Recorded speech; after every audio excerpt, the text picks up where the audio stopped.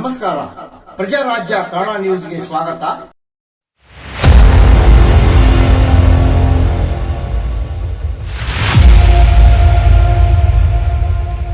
ಕೊಲ್ಲಾಪುರ್ ಕವಳಾ ಚೌಕ್ ಬಳಿ ಚಾಲಕನ ನಿಯಂತ್ರಣ ತಪ್ಪಿ ಕ್ಷಣಾರ್ಧದಲ್ಲಿ ತಪ್ಪಿದ ಭಾರೀ ಅನಾಹುತ.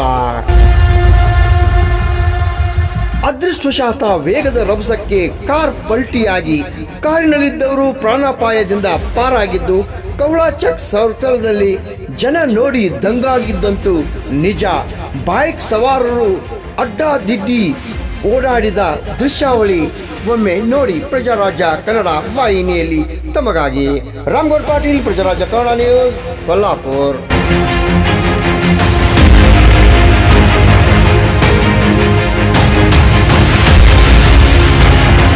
ಉತ್ತರ ಕರ್ನಾಟಕದ ಸಮಗ್ರ ಕ್ಷಣದ ಮಾಹಿತಿ ನಮ್ಮ ಪ್ರಜಾರಾಜ್ಯ ಕನ್ನಡ ವಾಹಿನಿಯಲ್ಲಿ.